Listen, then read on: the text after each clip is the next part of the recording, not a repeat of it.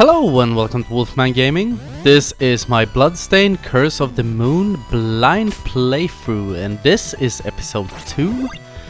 We continue venturing on into this giant ice cave. We lost Miriam in the last episode because I fucked up and died.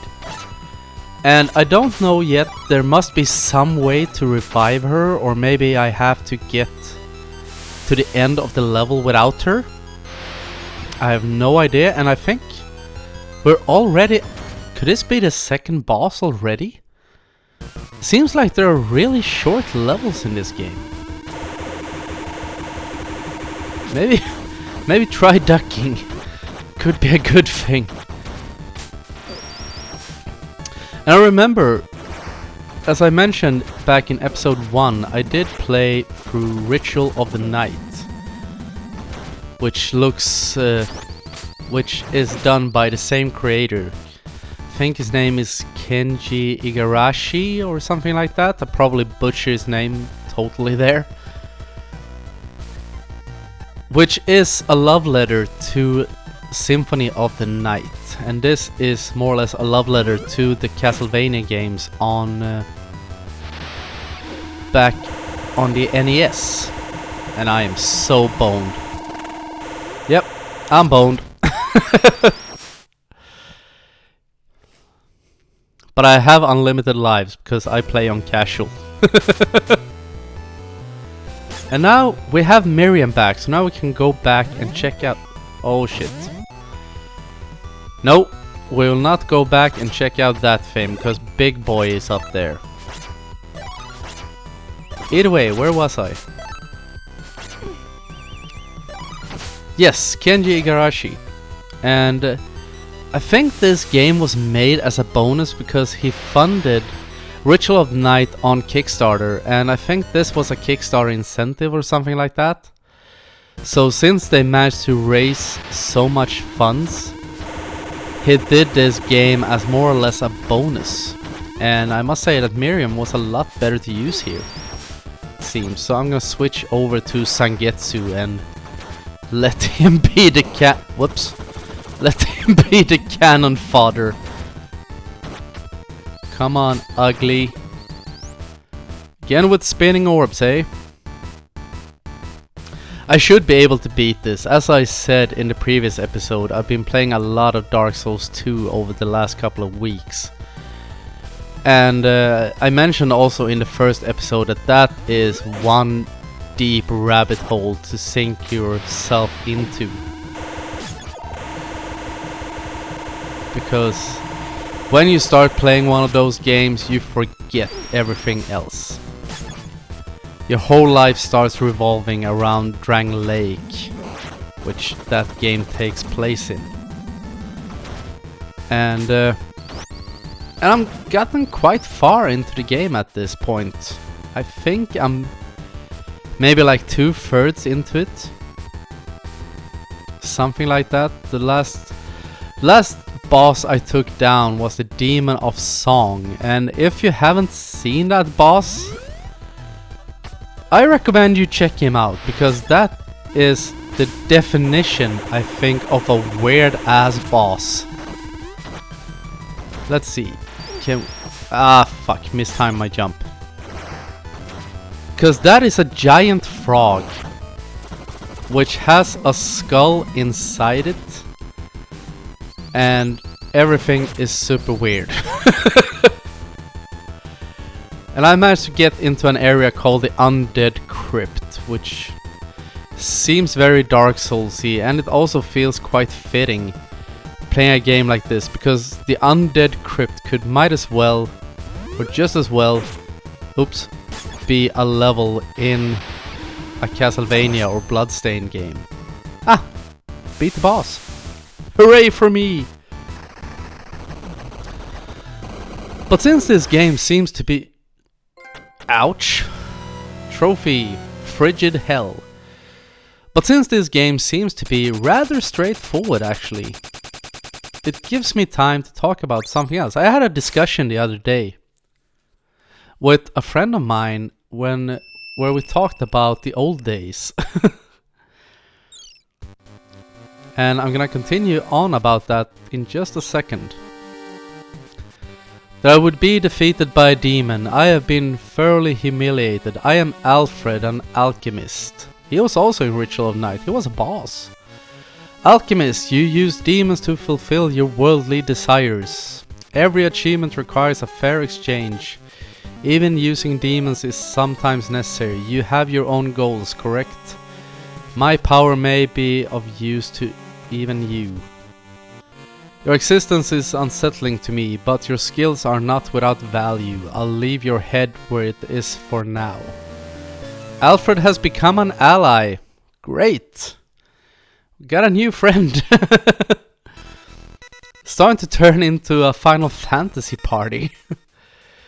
Okay, this is the same shit we got when we picked up Miriam. Buster Rod. Alright. Well, we're making good progress at least, it seems. We are at the 3rd level. I hope there isn't just like 5 levels in this game, because that would be sad. Stage 3, the Brilliant Void. Or did it say world? I'm not quite sure. But we had a discussion about the old days, when we were young, so to speak. And old people always love to say that everything used to be better when they were young. And we talked about how accessible everything is nowadays. And the big difference in between now and then, because growing up in a small town like I did, and also being a big fan of heavy metal music, my channels for listening or putting my hands on heavy metal albums were, to say the least, limited. My biggest oasis was in the town I grew up in. There was a market twice a year, and there were 2 guys from a record store from up north in Sweden that used to attend that market, and they had this little catalog that they had Xeroxed themselves and stapled together, very, very homemade. And when you wanted to order something from them, I used to do notes on the things I wanted to order, albums or whatever, and you'd have to call the store and talk to one of them, and you had your notes where you had put the item number and the price and the description of it, and they never knew what the postage would be for it, because that depended on how much it weighed. Oh my god! Well, that guy is on amphetamines. And as I said, it depended on how much it weighed, so it's always a bit of gamble. You had to save up your money. And then you'd have to wait for like a week or 2 before you got your things, your CDs and t-shirts and all that good stuff. And when you got that CD home, you would play the shit out of it, because you had worked for that CD.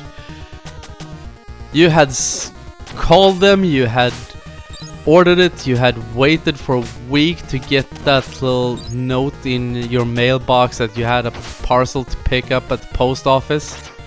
And then, as I said, you played the shit out of that album. And the difference in between now and then with things like things like Spotify and stuff like that, because I think there is a trade-off. I think it's a lot better that everything is so accessible nowadays. But since you don't have to work for it, it's harder to find something that stands out. Because whenever one of my friends tip me about, yeah, you should check out this album or this band or whatever, you go into Spotify, you check them out, of course. And you listen to them, and sometimes it's good, sometimes it sucks. But it's so easy to forget about it the very second you turn it off, like, yeah, this was good. And then you never listen to it again. Because you have already gotten tips about new things. So I think some things were better back in the day. It was not better that you had to work so hard to get some culture, especially if you were living in a small town like I was. But the effort you put in to it made you appreciate the things you got more. Oh my god, this guy is slow! Only reason I'm using... And he has the... Okay. I pressed the sub button weapon and now I realize what the thing is with Alfred. Because he can do this shit. Damn! That is a powerful spell, and now I realize that's probably what they wanted you to do on the thingamabob. The archer guy was the word I was looking for. Couldn't find it. I had misplaced the word. Either way, he's shitty as a physical character, but he is awesome as a mage, it seems. Oh, big golem guy again, eh? How do I switch sub-weapons? Can I do that? That's the pause button. Let's see, options. Button config. Oh, maybe I get it. They have different sub-weapons for different situations. You pick up different sub-weapons. That's how it works. And my health is getting really low. I don't want to play as Alfred. He's super mage, but he is shitty as a physical attack character. And Miriam has once again passed away. Horrible woman. And she... I don't know if I mentioned it before, she is the main character in Ritual of the Night, and she is an absolute badass in that game. The skills you unlock make you feel like you can take on fucking anything. But she doesn't seem to be as powered in this game. Or maybe it's just me being shit at playing it. At least got some health there. Oh, hi! Oh, scary. Scary. Shit, I'm down to 1. Come on, give me health. Give me health. I don't want to die. We need to go down. We're heading into the basement. Becoming the cellar dweller. Okay, I have a good feeling about this land. Fuck. There we go. I knew it. There had to be health in there somewhere. Kind of feels like I'm walking in circles right now. Could that be the case? Can't get out there. Ooh, what's that? Why is everything like that? That was the same thing back in episode 1. There was one of those super special shiny things. And that also was locked off since... Whoa. Since I didn't have Miriam in my party. Can I maybe like... send in him? No? Oops. Okay, now I get it. The orb thingy is when you throw it downwards, it seems. I have no idea, actually. I'm just winging it. Ow. That was not very fun. Okay. We seem to have no other choice but to head down. So okay. And another boss fight. Could this be a giant jester? Yes, it is. You were also in Ritual, but I remember him as being super easy in that game, but a lot due to the fact that you faced off against him super late game. Aha. Okay, if these are his only attacks, then I'm not too worried, because this is super easy. Which I say at the very second as I take a hit. Oh shit.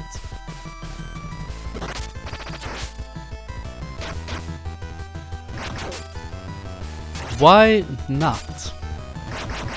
Let's throw a golem in for good measure. Let's.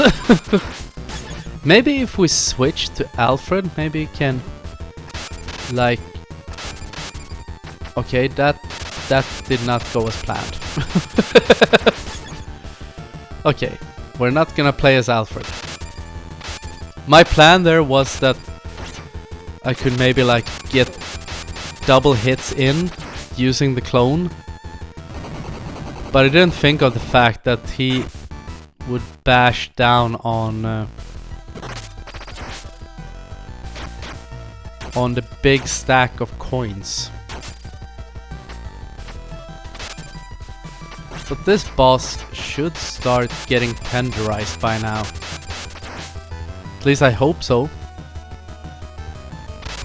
Because still struggling a little bit with the controls.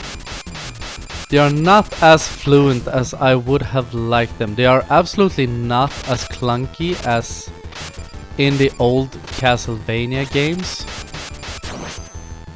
There we go. But they are not as fluent as you're used to in modern day games. But either way, we lived to tell the tale. We took down that big jester. The Brilliant Void was the name of that area. Or of that level. And Miriam is once again back in the party. Glad you could join us. I'm gonna try this time to keep her alive until we find the next shiny. Cursed Shardbinder, you carry the power of numerous demons. Very perceptive of you. I require the demon's power to achieve my revenge. At this moment our objectives align. Cooperation would be fruitful for us both. So be it. I'll let you continue breathing. Jebel has become an ally. I think he is in the second game as well. Let's see what he has. Summon Darkness. Immortal Metamorphosis. Alright. Siphon Blood during Metamorphosis. Quick as... He has a shitload of attacks. Let's try him out. Ha! Cool. Bit like Dracula in the first Castlevania game, I think. If you manage to get to him, he would open up his cloak. Stage 4, Blasphemy unto Heaven. Speaking of being a heavy metal fan, that is an album title, if I ever heard one. I like the fact that he walks with his arms crossed. You know that this guy, he don't give a shit. He is not impressed. Oops. Took a bit of a hit there, right? Yep. But I'm actually gonna wrap this episode up before we venture further in. But as always, I want to thank you very much for watching, and I will see you again in my next video. So until next time, this is the Wolfman signing off.